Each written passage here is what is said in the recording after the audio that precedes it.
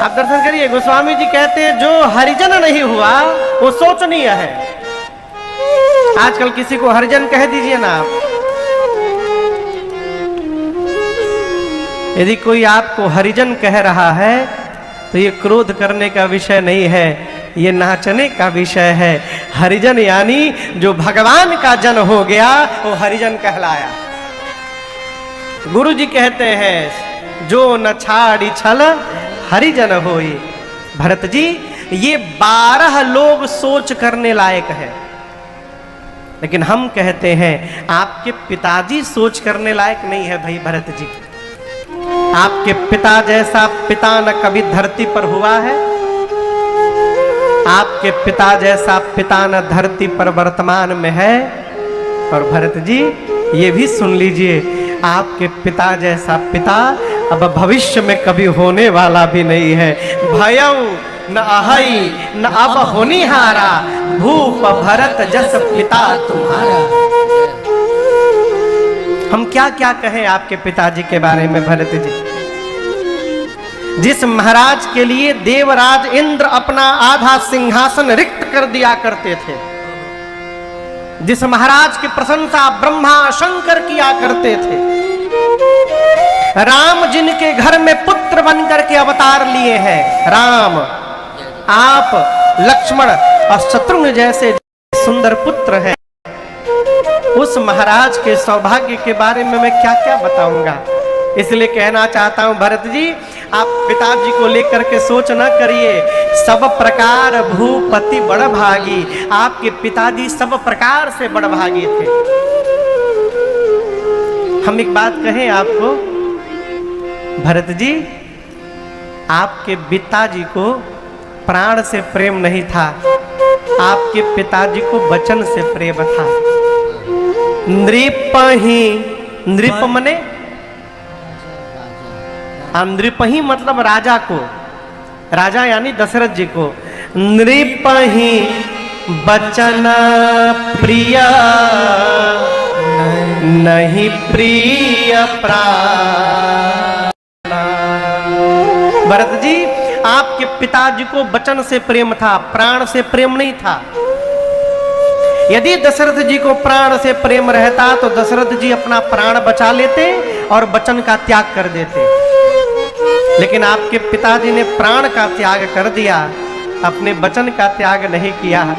और आपको बतावें, यही मानकर एक वचन लेकर आपके भैया वन में चले गए। हम कहते हैं भरत जी दूसरा वचन मान करके आप राजा बन जाइए, बन जाइए भरत जी की आज्ञा मानकर किसने क्या क्या नहीं किया। तनय जजाति जौवन दयहु, जजाति महाराज के पुत्र ने अपने पिता को अपनी जवानी प्रदान कर दी। परशुराम जी ने पिताजी की आज्ञा लेकर क्या कर दिए। कल परशुराम जी की जन्म उत्सव कल था परशुराम भगवान का। परशुराम पितु आज्ञा राखी, इसके आगे वाला नहीं बोलना है, कठोर है। इन सब ने अपने पिताजी की आज्ञा का पालन किया है भरत जी, वेद विदित। अब यहां पर एक बड़ी अद्भुत बात मैं आपको दर्शन करूं। गुरुदेव भगवान भी ये चाहते हैं कि भरत जी राजा न बने। अब आप कहोगे महाराज ये कहां लिखा है। गुरु जी ने इस बात को सूक्ष्म रूप से संकेत कर दिया है भरत जी को।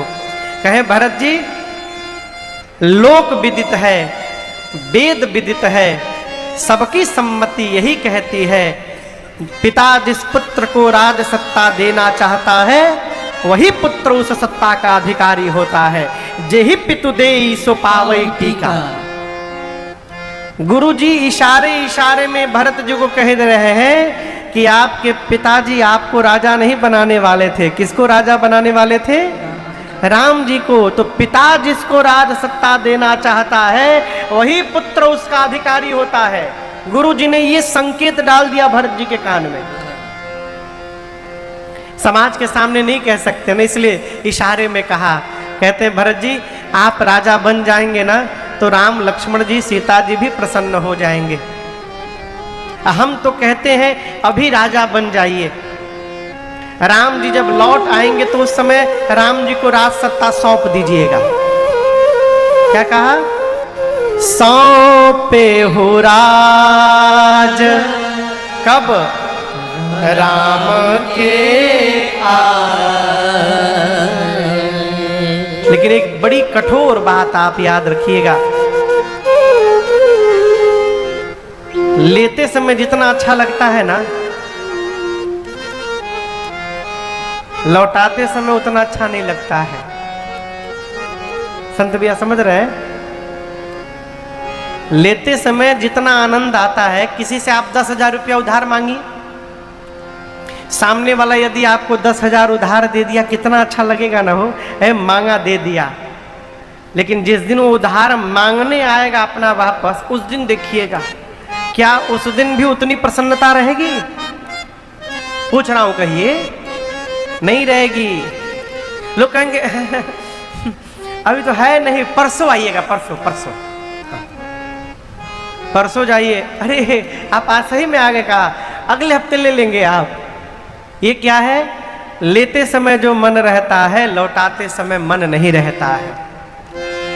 गुरु जी ने कहा अभी राजा बन जाइए, राम जी आएंगे तो राम जी को लौटा दीजिएगा।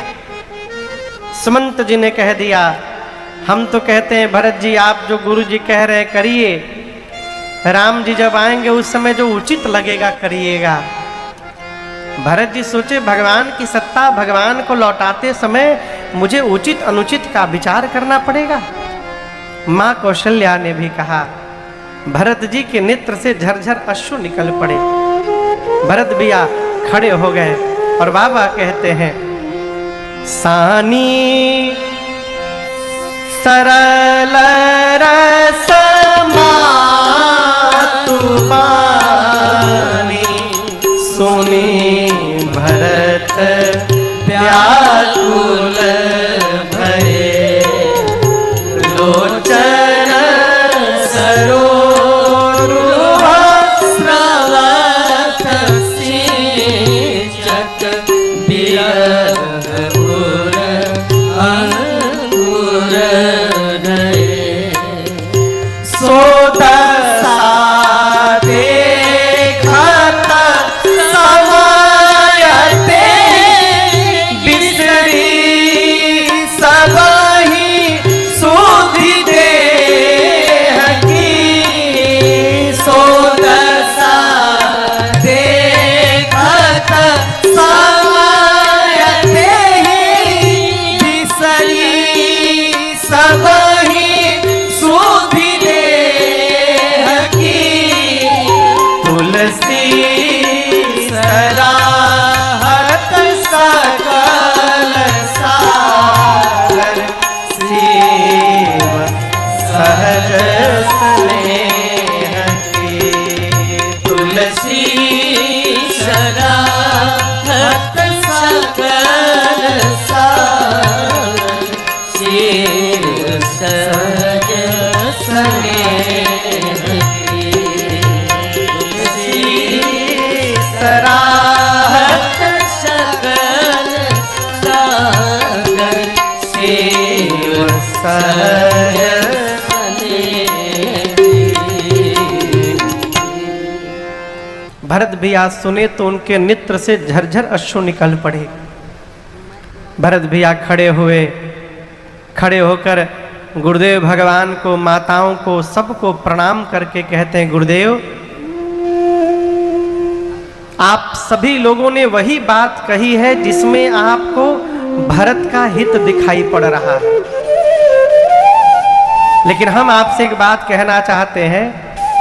पिताजी मेरे देवलोक चले गए, भैया मेरे वन में चले गए, और आप लोग भरत को राजा बनाकर उनका हित देख रहे हैं। हित हमार सियापति सेवकाई। क्या कहे भरत जी? हित हमार सियापति सेवका। भरत जी कहते हैं मेरा हित राजा बनने में नहीं है, मेरा हित अपने भैया की सेवा करने में है। स्त्री के शरीर का सबसे ऊपर का आभूषण कौन सा होता है? कहिए कहिए, शरीर में सबसे ऊपर कौन सा गहना पहना जाता है? केहू नथिया कहत है, केहू झुमका बतावत है, क्या पहनते हैं बताइए? मांग टीका। क्या पहनते हैं? एकरो ऊपर कुछ पहनत है का? टोपी ओपी नहीं पूछ रहे हम। सबसे ऊपर क्या पहनते हैं? मांग टीका। और शरीर में सबसे नीचे कौन सा गहना पहनते हैं? पांव की उंगली में बिछिया। भरत जी कहते हैं गुरुदेव, कोई स्त्री सिर से लेकर पांव तक जितने गहने होते हैं उन सभी गहनों को पहन ले, लेकिन शरीर पर कोई भी वस्त्र न पहने। कैसा लगेगा गुरुजी? गुरुजी बोले बिना वस्त्र के आभूषण व्यर्थ लगेगा। भरत जी पूछे गुरुदेव, यदि मन में वैराग्य नहीं है और कोई ब्रह्म पर प्रवचन दे रहा है? गुरुदेव बोले बिना वैराग्य के ब्रह्म पर प्रवचन उपदेश व्यर्थ है, कोई मतलब नहीं उसका। भरत जी फिर पूछे गुरुदेव, यदि शरीर में बहुत सारा रोग हो गया है और उस रोगी के सामने 56 प्रकार का व्यंजन पड़ा हुआ है, गुरुजी बोले रोगी के लिए भोग व्यर्थ है। भरत जी फिर पूछे, यदि भगवान के प्रति प्रेम नहीं है और हम व्रत कर रहे हैं, जप कर रहे हैं, पूजा कर रहे हैं, गुरुजी बोले बिना प्रेम का किया गया जप व्रत पूजा सब व्यर्थ है। भरत जी फिर पूछे, यदि कितना भी सुंदर शरीर हो गुरुजी, लेकिन उसमें प्राण ना हो, बोले बिना प्राण के शरीर व्यर्थ है। परंतु आप पूछ क्यों रहे हैं भरत जी? भरत भैया ने कहा गुरुदेव, जिस प्रकार कपड़े के बिना शरीर का आभूषण व्यर्थ है, वैराग्य के बिना ब्रह्म की चर्चा व्यर्थ है, शरीर में रोग है तो भोग व्यर्थ है, प्रेम बिना भगवत उपासना व्यर्थ है, प्राण के बिना शरीर व्यर्थ है गुरुदेव। उसी प्रकार आप लोग मुझे राजा बनाना चाहते हैं, लेकिन मैं कहना चाहता हूं अयोध्या में आप सब लोग हैं, यदि मेरे भैया राम केवल नहीं है तो भरत के लिए अयोध्या व्यर्थ है, इसका कोई अर्थ नहीं। बादी मोर सब बिनु रघुराई, सब व्यर्थ है। अभी मैं राजा नहीं बना गुरुजी, केवल मेरे नाम को रखा गया है आगे कि भरत राजा बनेगा। आप दर्शन करिए, बाबूजी मर गए, भैया वन में चले गए, कितना बड़ा मैं पापी हूं। जिस दिन ये पापी सिंहासन पर बैठेगा, ये धरती फट के रसातल में चली जाएगी गुरुजी। आप सबने अपनी अपनी बात कह दी, मैं अपनी बात कहना चाहता हूं। देखे बिनु रघुनाथ पद,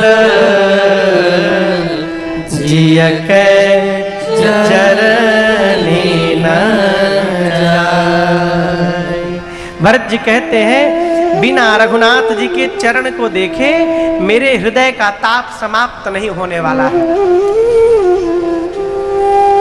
ये प्रसंग कहता है कि जीवन में शांति लाना चाहते हैं तो मन से भगवान की शरण में रहिए। कहाँ रहिए? मन से, हाँ, शरीर से बाद में। बात थोड़ी अटपटी है, कई लोग शरीर से तो मंदिर में रहते हैं, लेकिन मन बहुत दूर रहता है मंदिर से। और कोई लोग अपने काम में लगे रहते हैं, लेकिन मन उनका भगवान के मंदिर में लगा रहता है। ये हमारा मन कहाँ है? देखिए, शरीर जहां रहेगा वहां मन रहेगा, यह आवश्यक नहीं है, लेकिन यदि मन आपका जहां रहेगा वहां एक ना एक दिन आपका शरीर अपने आप पहुंच जाएगा, लेके जाना नहीं पड़ेगा, क्योंकि शरीर मन का अनुगामी होता है। कहो, इसलिए मन हमारा कहाँ है? मन भगवान में रखिए, अवध बिहारी हो, अरे अवध बिहारी हो, हम आए शरण तिहारी। अवध बिहारी हो, आए शरण तिहारी, महिमा भारी हो, आए शरण तिहारी, महिमा भारी हो, आए शरण तिहारी।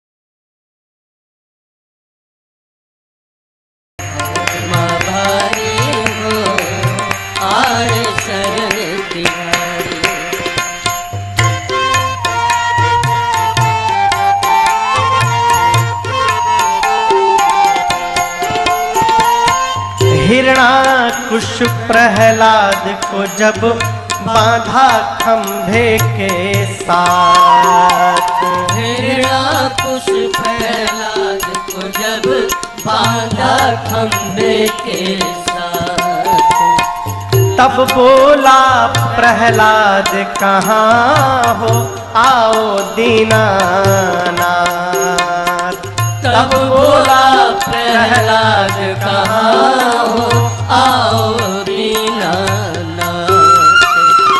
तब बोला प्रहलाद कहाँ हो, तब बोला प्रहलाद कहाँ हो, अब आओ दीनानाथ भगत हितकारी हो, आए शरण भगत हितकारी हो, आए शरण तिहारी। अवध बिहारी हो, आए शरण तिहारी।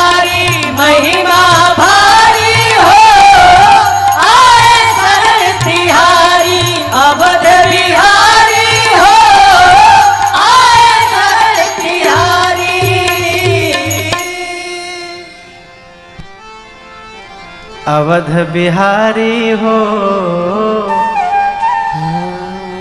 आए शरण तिहारी। भरत जी बोले देखे बिनु रघुनाथ पद जिय के जरनी न जाए। भरत बिया कहते हैं जब तक मैं भगवान के श्री चरण का दर्शन नहीं कर लेता तब तक मेरे हृदय का ताप समाप्त होने वाला नहीं है।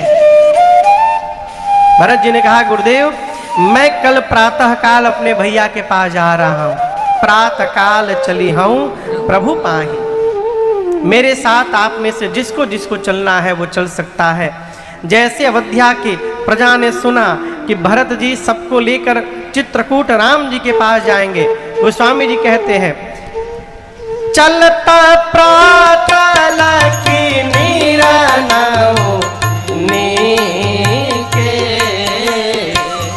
चलता प्रातल की नीरा नाओ नीके। भरत प्राण प्रिय भेष बही के,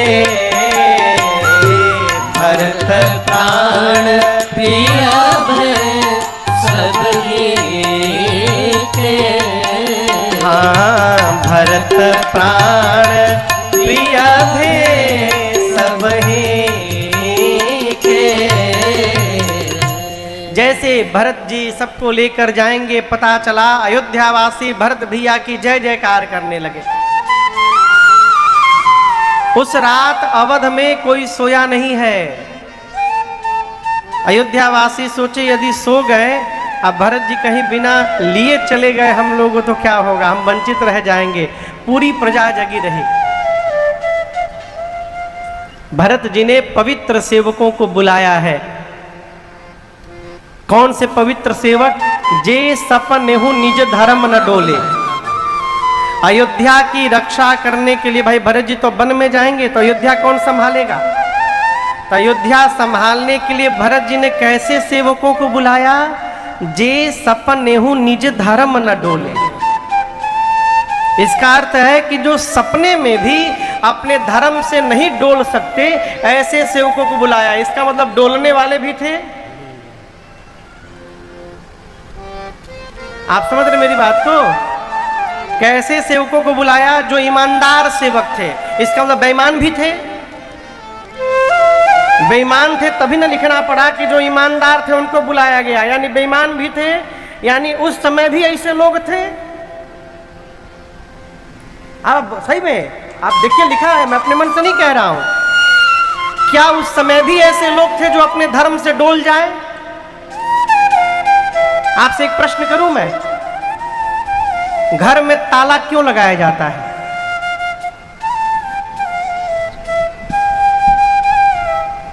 आप अजय बाबू कहां गए? अच्छा कहीं गए होंगे व्यवस्था में। संत भी आप बताओ, आप बाहरी घर से कहीं जाते हैं सबके साथ, बहू रानी के साथ, घर में ताला लगाते हैं ना, क्यों? किससे सुरक्षा? अच्छा ईमानदार से सुरक्षा के लिए।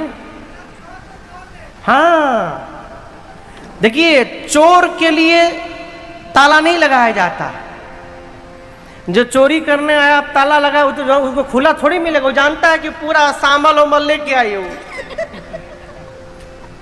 वो तो जान ही रहा है कि ताला लगा होगा, तो वो पूरा ताला तोड़ने की तैयारी करके आएगा, हथौड़ा लेकर के आएगा। जो चोर है वो तो तोड़ के ले ही जाएगा। आप कितना ताला लगा लो। ताला इसलिए लगाते हैं कि कहीं कोई ईमानदार व्यक्ति चोर न बन जाए, इसलिए ताला लगाया जाता है। यदि खुला छोड़ दिया जाए तो कहीं ईमानदार का मन न बिगड़ जाए। आप कहोगे महाराज कैसे मन बिगड़ जाएगा है? पथिक जी महाराज एक हुए, कहते हैं पथिक तू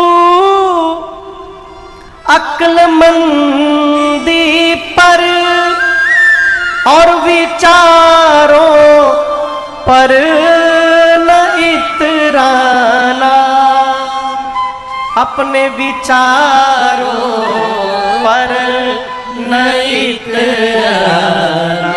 क्यों? कहाँ कब मन बिगड़ जाए, कहाँ कब मन बिगड़ जाए, विचारों का भरोसा क्या है। कब ईमानदार बेईमान बन जाए कोई भरोसा नहीं। हमारे महाराज श्री कहा करते हैं, बाबू आंख बंद करके विश्वास करना ये ईमानदार को बेईमान बनाना है। विश्वास करना चाहिए लेकिन आंख बंद करके, कोई भी हो कदापि विश्वास नहीं करना चाहिए। आंख खोल करके विश्वास करिए। आंख बंद करके यदि आप किसी पर विश्वास कर रहे हैं तो आप सामने वाले को बेईमान बनाने का अवसर दे रहे हैं। मन है वो कहां बदल जाए कौन जाने। भरत जी ने पवित्र सेवकों को बुलाया। कैसे सेवक? जे सपन नेहु निज धर्म न डोले। इनको बुलाने की क्या आवश्यकता पड़ी? तो भरत जी कहते हैं संपत्ति सब, ये अयोध्या की संपत्ति सारी किसकी है? किसकी है? राम जी की। संपत्ति सब रघुपति के आहे। भरत जी कहते हैं अयोध्या की पूरी संपत्ति राम जी की है। यदि मैं इस संपत्ति को ऐसे ही छोड़ के चला गया तो मेरा परिणाम मंगल होने वाला, तो परिणाम न मोर भलाई। इसलिए इस संपत्ति की उचित व्यवस्था करनी पड़ेगी। अब आपसे मैं पूछ रहा हूं, आपकी जो संपत्ति है, आपका जो घर है, आपका जो परिवार है आपको मिला है, ये किसकी संपत्ति है? कौन मान रहा है? बहुत सुंदर। हम आपको प्रणाम कर रहे हैं।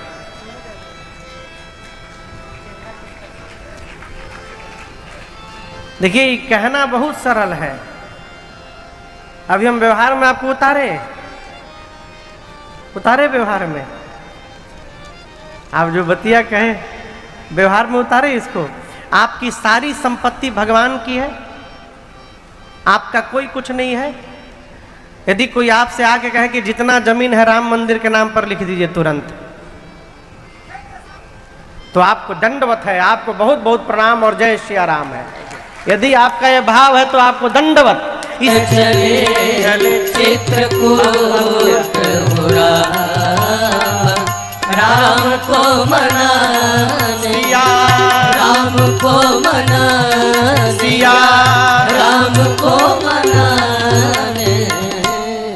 भरत भैया पूरे समाज को लेकर के भगवान से मिलने चल पड़े। किसका फोन आया था? हो गया प्रिंट आउट? ठीक, जय जय। पूरे समाज को लेकर भगवान से मिलने भरत भैया चले हैं। लेकर के पहले दिन तमसा नदी के तट पर, दूसरे दिन गोमती मैया के तट पर, तीसरे दिन सई नदी के तट पर, चौथे दिन श्रृंगवेरपुर में निषाद राजगुह के पास भरत जी पहुंचे। जैसे भरत जी को निषाद राजगुह का परिचय मिला है, भरत जी रथ पर से कूद पड़े हैं। गोस्वामी जी कहते हैं भरत जी ने गुरु जी से पूछा, गुरु जी वो सामने कौन प्रणाम कर रहे हैं? गुरु जी ने कहा आपके भैया के सखा हैं। भरत जी रथ पर से कूद पड़े, जाकर निषाद राजगुह को हृदय से लगा लिए। गुरु जी ने भरत जी से पूछा, भरत जी आप भले स्वीकार न करें लेकिन आप इस समय अयोध्या के राजा के प्रतिनिधि हैं। ये जो पूरे की छोटी सी रियासत मात्र है बस, और श्रृंगवेरपुर के उस रियासत के राजा कहलाते हैं निषाद राजगुह। आप निषाद राजगुह के लिए दौड़ पड़े, ये उचित नहीं था आपके लिए। भरत जी ने कहा गुरुदेव आपने तो ये बताया ही नहीं कि वो श्रृंगवेरपुर के राजा हैं, आपने तो ये कहा कि वो मेरे भैया के सखा हैं, है? गुरुदेव पिता का मित्र पिता जैसा होता है।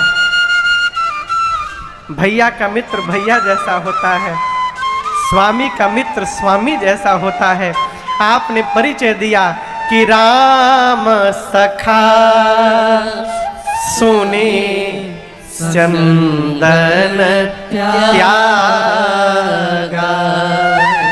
चले उतरी उमगत अनुराग। भरत जी दौड़ करके निषाद जी को हृदय से लगा लिए। आपको बताऊं निषाद राज जाति से क्या है? कहिए कहिए। केवट है, मल्लाह है। निषाद राजगुह जाति से मल्लाह है। भरत जी क्षत्रिय है, भगवान के भाई है, और निषाद राजगुह को गले लगा रहे हैं। ये क्या है हो? ये जो कीड़ा घुसा है ना दिमाग में कि वो छोटा है और हम बड़े हैं, इसी कीड़े ने आज हमारे समाज की दुर्गति की हुई है।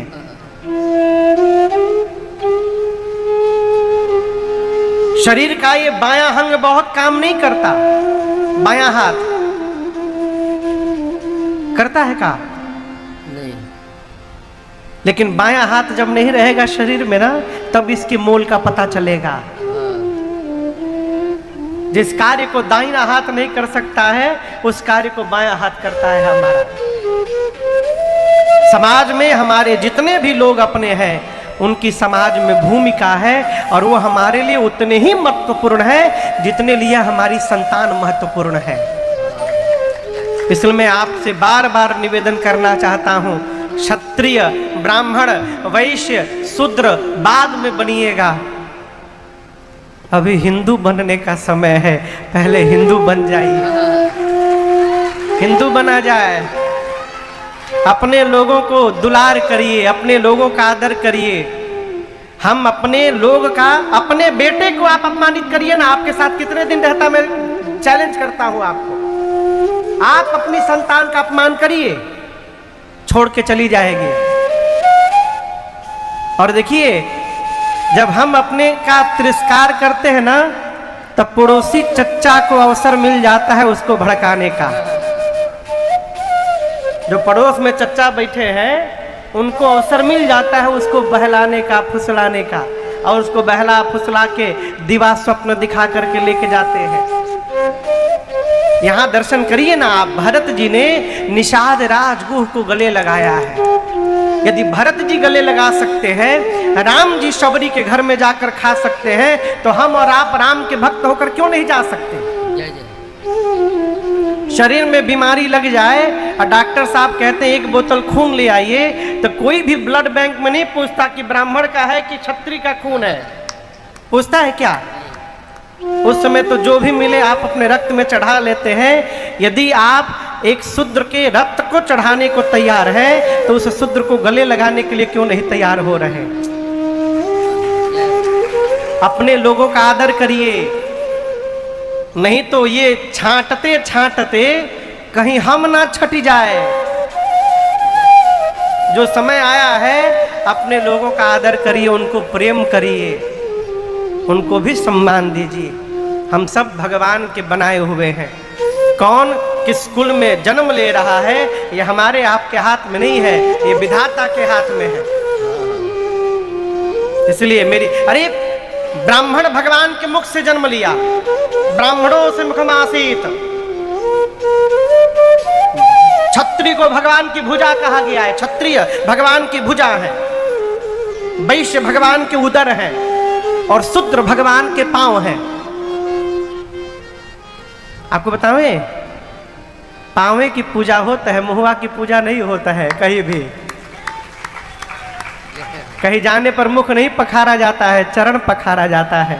चरण पखार कीन्ह अति पूजा। भगवान के जिस चरण से गंगा निकली और पवित्र हो गई, उसी चरण से शूद्र निकलकर पवित्र कैसे हो गया? ये सब राजनीति का विषय है। हमको आपको बांटने के लिए बड़ा छोटा बना के रखा गया है, इसको समझिए। जय महाराज, दंडवत दंडवत प्रभु, विराजे विराजे विराजे विराजे, बैठे बैठे। भरत जी ने निषाद राजगुह को अपने हृदय से लगाया, और जैसे हृदय से लगाया, लोग कहने लगे भरत जी ने किसको गले लगा लिया। अरे आपको बताऊं, बिहार में बक्सर जिला में गंगा जी बहती हैं, आप लोग शायद जानते हो। उसी गंगा जी के बगल में एक और नदी बहती है जिनका नाम है करमनासा। क्या नाम है? करमना, जोर से कहिए, करमनासा। कहा गया है करमनासा नदी का जल यदि शरीर से स्पर्श मात्र हो जाए तो जीवन के सारे सत्कर्म उसी क्षण समाप्त हो जाते हैं। उसका नाम ही है कर्मनासा। गोस्वामी जी कहते हैं कर्मनास जल सुरसरी परई। आप कहिए, जिस कर्मनासा नदी के जल से पुण्य समाप्त हो जाते हैं, उस कर्मनासा नदी का जल निकाल कर कोई एक लोटा गंगा जी में डाल दे तो उस गंगा जी में जाने के बाद उस जल को अपने ऊपर कौन नहीं छिड़केगा। जिस निषाद राजगुह को भगवान ने अपने हृदय से लगा रखा है, उनसे पवित्र संसार में दूसरा और कौन हो सकता है? इस बात को निषाद जी स्वयं कहते हैं। कहते हैं मैं कौन हूं? कपटी कायर कुमति कुजाती, लोक वेद बाहर सब भांति। निषाद जी कहते हैं भरत जी मैं कपटी हूँ, कायर हूँ, कुमति हूँ, कुजाति हूँ, लोक मान्यता वेद मान्यता सब प्रकार से बाहर निकाला गया हूँ। लेकिन मेरे जैसे को भी राम कीन्ह आपन जब ही ते भयऊ।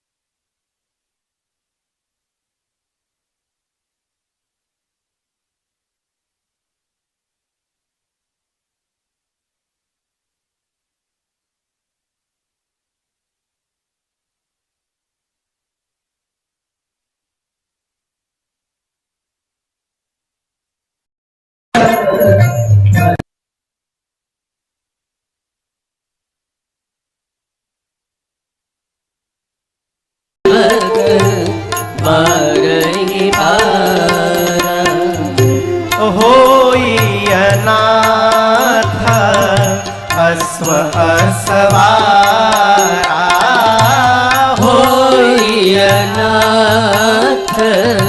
अश्व असवारा।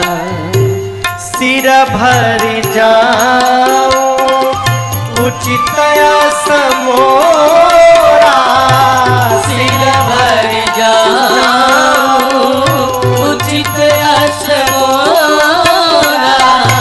सबके सेवक धर्म कठोरा, सबते सेवक धर्म कठोरा।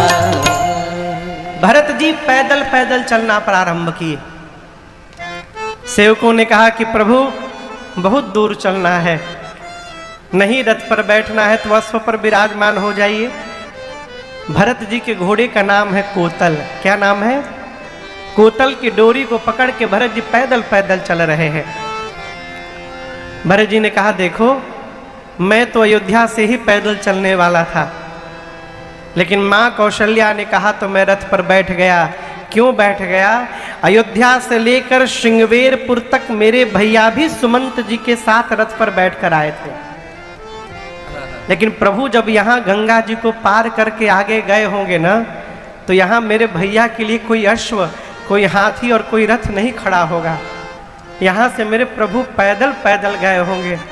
हम आपसे एक बात कहें, हम पैदल चल रहे हैं ये भी अपराध कर रहे हैं। क्यों? मेरे स्वामी पैदल गए थे, अब मैं भी पैदल चल रहा हूँ, ये मैं अपने स्वामी की बराबरी कर रहा हूँ। मेरे लिए तो उचित है कि मेरे भैया यदि पैदल पैदल गए हैं तो मेरे लिए उचित है सिर भर जाऊं उचित अस सब तेरे सेवक धर्म कठोरा। भरत जी कहते मैं अपने सिर पे चल के जाऊं ये उचित व्यवहार होगा। हम किसी को अपने से बड़ा मानते हैं तो ये कहने का विषय नहीं है, ये रहने का विषय है। इस बात को बड़ी गंभीरता से समझिएगा।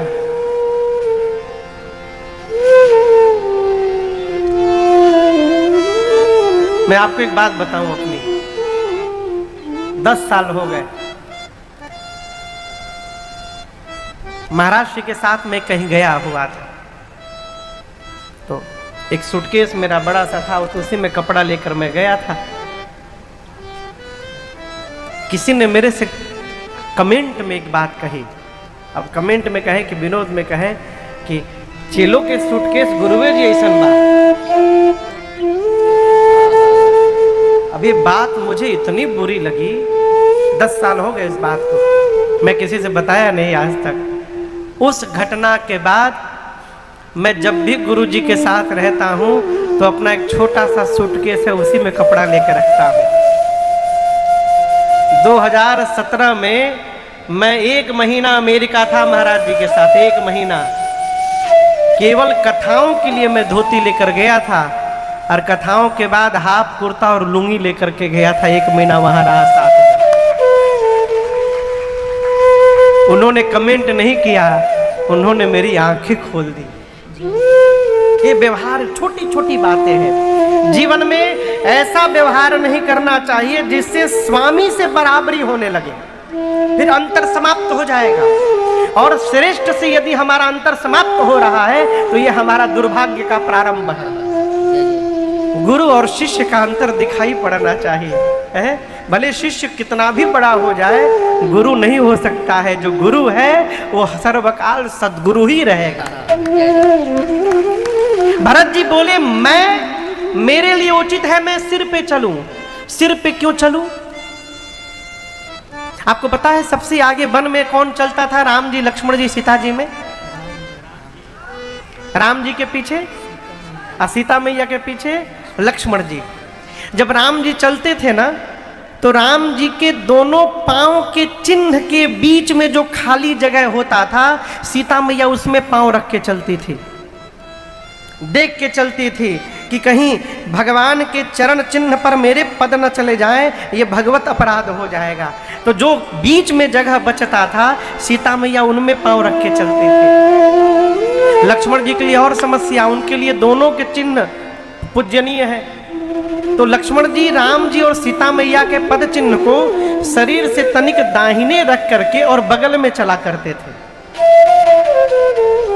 भरत जी कहना चाहते यहां से लेकर जहां तक मेरे प्रभु वन में गए हैं, इस मार्ग पर मेरे भैया और भाभी के चरण चिन्ह बने हुए हैं। मेरे लिए उचित है कि मैं अपने सिर से उन चरण चिन्हों को दंडवत प्रणाम करते हुए सिर पे चलकर वहां तक जाऊं, ये मेरे लिए उचित व्यवहार होगा। भरत जी पैदल पैदल गए, दिन के तीसरे पहर में प्रयाग पहुंचे, और पैदल चलने का प्रभाव क्या हुआ?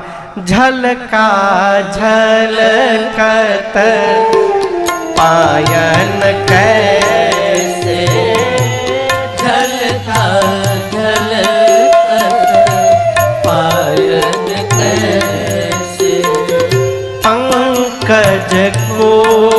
कोश कर्ण जैसे पंकज कोश कोश कर्ण जैसे भरत पया देहि आए आजो भरत पया देहि आए आजो भयो दुखित सुनि सकल समाज भयो दुखित सुनि सकल समाज समाज।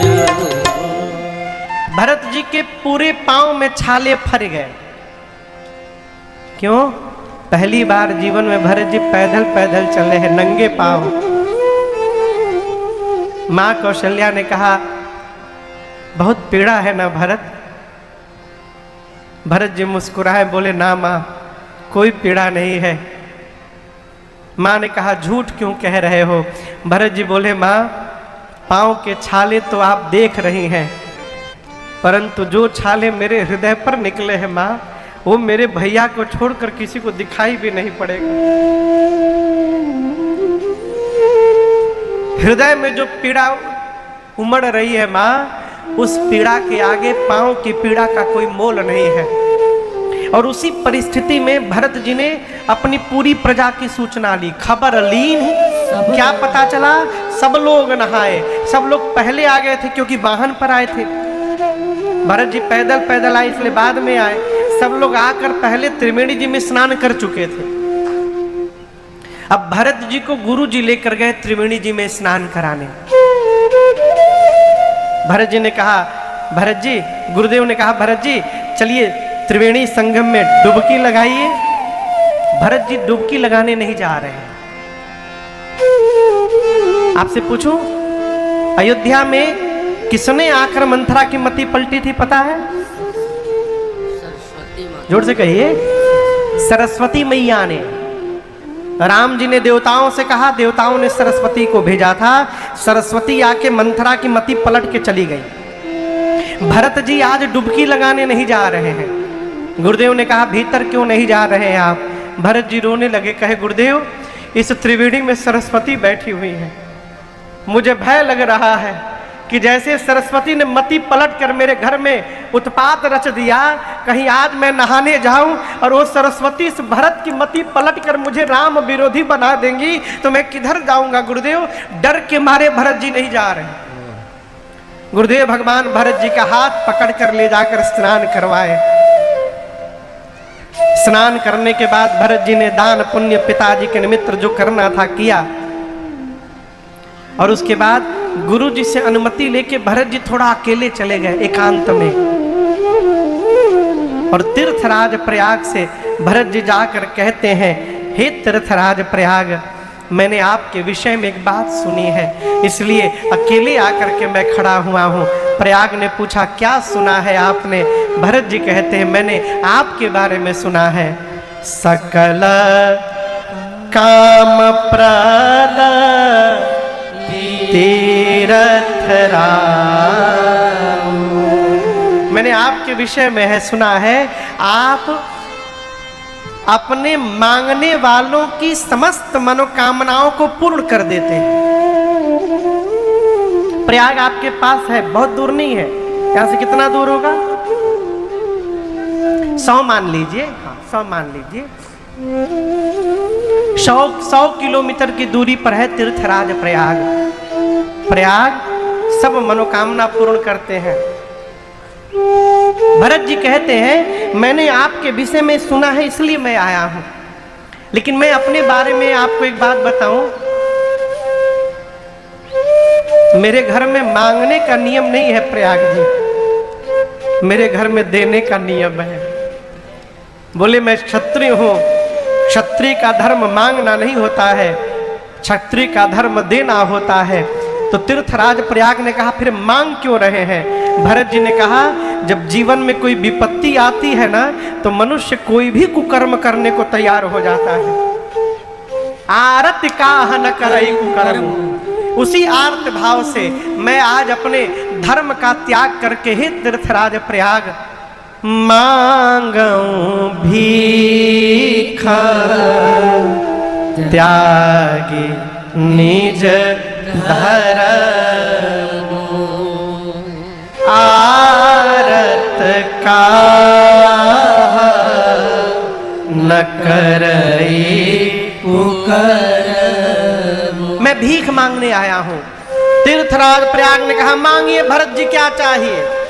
मेरे पास 4 ही पदार्थ भरा भंडारो, मेरे भंडार में चारों पदार्थ हैं। वो चारों पदार्थ आप जानते क्या है? धर्म है, दूसरा अर्थ है, काम है और मोक्ष है। मेरे पास चारों पुरुषार्थ है, कहिए क्या चाहिए आपको। भरत जी बोले क्या कहा आपने? अर्थ धर्म काम मोक्ष सब है। मेरी बात सुनिए, मैं अर्थ लेने नहीं आया हूं। मेरी माँ ने मेरे लिए अर्थ मांगा और मेरे घर में अनर्थ हो गया। मैं अर्थ लेने नहीं आया हूं। देखिए, घर में उतना ही अर्थ होना चाहिए जिससे अनर्थ न प्रारंभ हो जाए। भरत जी बोले मैं अर्थ लेने नहीं आया हूं। धर्म बचाते बचाते पिताजी चले गए, अधर्म के पालन में भैया वन में चले गए। मैं धर्म लेने नहीं आया हूं। काम भगवान को प्राप्त कर लेने के बाद कोई कामना शेष बचती ही नहीं है। मेरे पास कोई कामना भी नहीं है। और रही बात मोक्ष की, तो मैं सगुण उपासक हूं। सगुण उपासक कभी मोक्ष की कल्पना भी नहीं करता। भरत जी स्पष्ट बोल दिए क्या चाहिए। अर्थ चाहिए न धर्म काम चाहिए। अर्थ चाहिए न धर्म काम चाहिए। कौशल्या, लेकिन कहीं ना कहीं मन में ये भी भाव रखता है कि वो स्त्री भी मुझे प्रेम करे। तो इस उदाहरण से मैं भगवान से कहना चाहता हूं कि मैं आपको प्रेम करूं, आप भी मुझे प्रेम करिए। गोस्वामी जी बोले प्रभु ये पहले वाला नहीं, दूसरा वाला। लोभी प्रिय मेरा। क्यों? लोभी रुपए को तो प्रेम करता है, लेकिन मन में नहीं रखता कि रुपया भी हमको प्रेम करे। सोचता है क्या कि रुपया हमको प्रेम करे, वो रुपए को प्रेम करता है।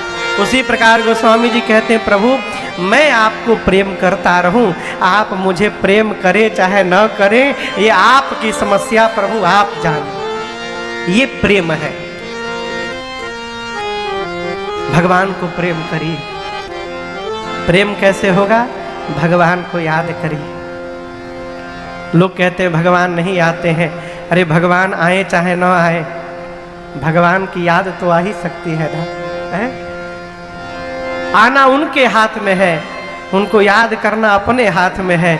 उनके हाथ वाली उनको छोड़िए, अपने हाथ में जो है उसको करते रहिए। जब हम याद करते रहेंगे तो एक न एक दिन भगवान आएंगे भी हमारे सन्मुख। याद करिए।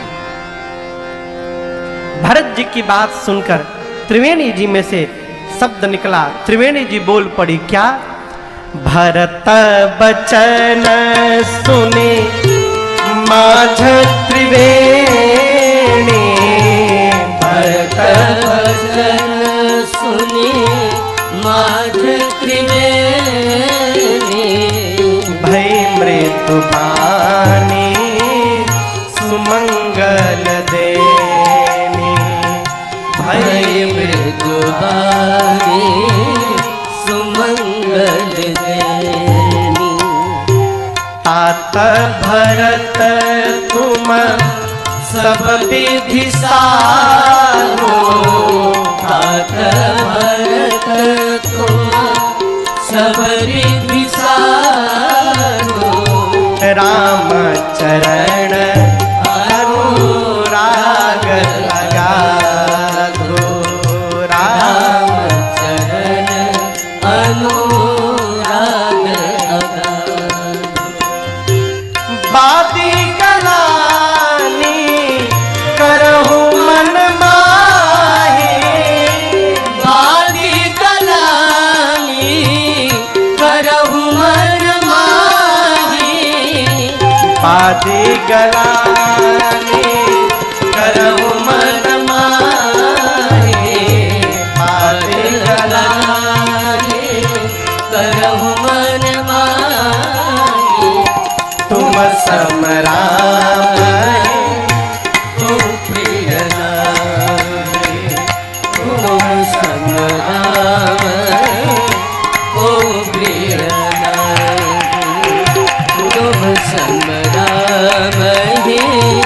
को प्रिय नागे।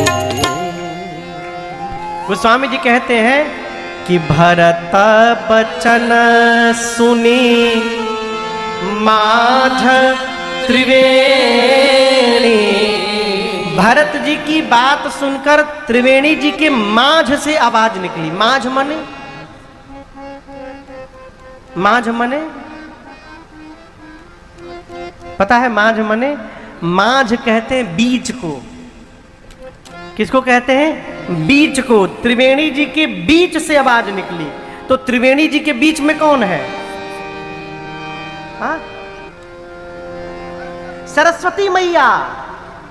जिन सरस्वती मैया को लेके भरत जी डर रहे थे, त्रिवेणी जी में से वही सरस्वती मैया बोल पड़ी। क्या बोल पड़ी? तात भरत तुम सब विधि साधु।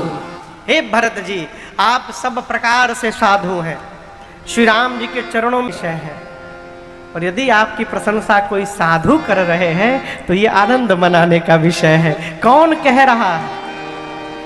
भरत जी की प्रशंसा मां सरस्वती ने की। भरत जी, आप सब प्रकार से साधु हैं। भरत जी पूरे समाज के साथ रात्रि में तीर्थराज प्रयाग में भरद्वाज जी के पास रहे। प्रातःकाल विदा लेकर चले हैं। आपको बताऊं, भरत जी चल रहे हैं ना, तो निरंतर राम राम राम राम जप चल रहा है।